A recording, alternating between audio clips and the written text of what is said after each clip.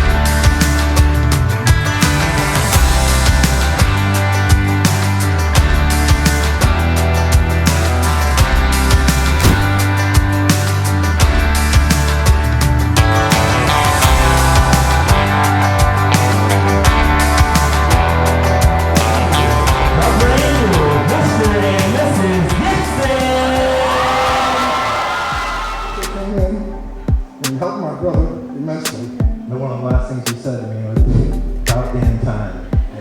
Ever since Cole met Erica, he kind of put me in his friend. Started dating a dog. So I can officially say I'm going to hack my life in this moment, okay? All in. First of all, I want to say congratulations.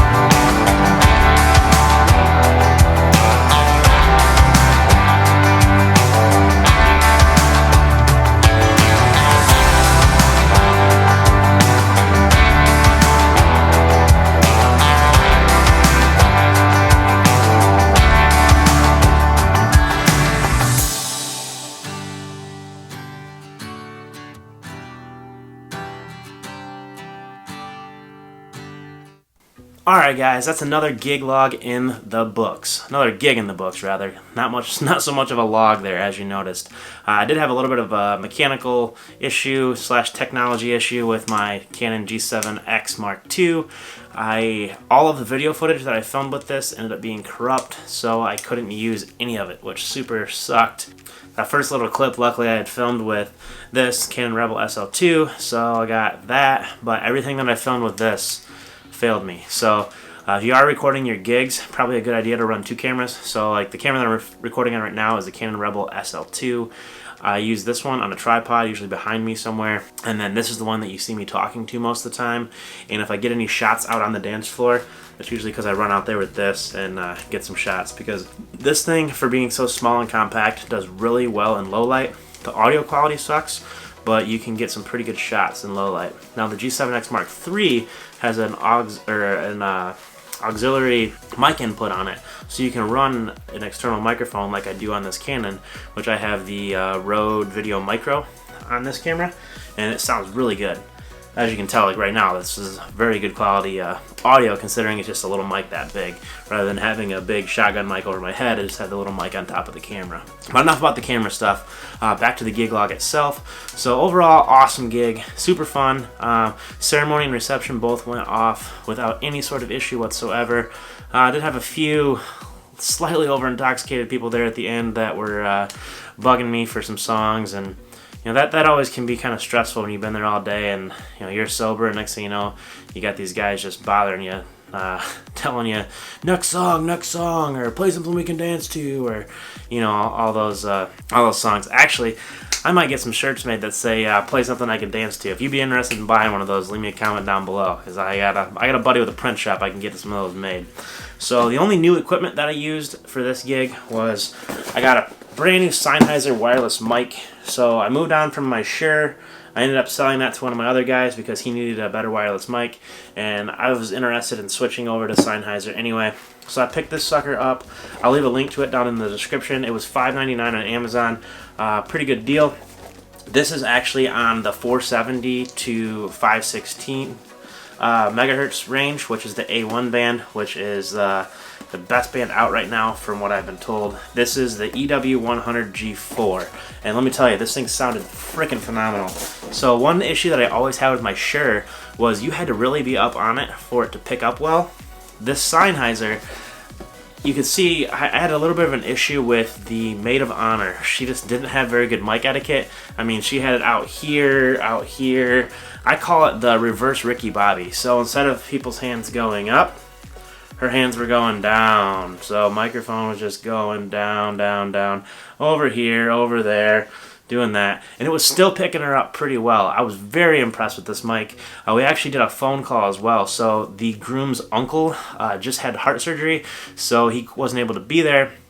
But he called in, and we held that mic up to a phone for him to talk. That came through the speakers perfectly clear, sounded phenomenal, brought up some tears. It was just very awesome moment. Thank you, Sennheiser, for allowing me to do that. Other than that, that's the only new gear that I used. I do have some new stuff that I'm going to be bringing out for the next gig log. As you guys could see, well, actually you couldn't see because I didn't get the footage of it, dang it, but I again mounted my Wash FX2s to the top of my RCF speakers, and I'm really liking that. I know I love the T-bar look behind me because it makes everything symmetrical, but the lights up on the speakers, I feel like they just kind of blend in with the setup more. I don't have anything behind me that way, and I actually picked up some Hosa pigtails. So basically what these are going to do, you know what, screw it, I'll just show you. Alright, I'm back. So it's this right here. So these are made by Hosa. I'll leave a link to these down in the description. Got them off Amazon. They're 10 bucks a piece. But basically, if you've never seen them before, what they are is IEC with a power jack on the back of it. So what I'm going to be able to do is plug this into my speaker, then run a short cable down from my FX2 into this, and then I've got two heavy-duty 10-foot extension cords that I'm going to run from this Hosa cable down to my power strip. Because right now I'm running two super long cables from the FX2s and two cables from the speakers. This is going to eliminate it down to just one cable from each coming down into my power strip under my table, opening up some outlets for charging camera batteries or up lights or whatever I need to do.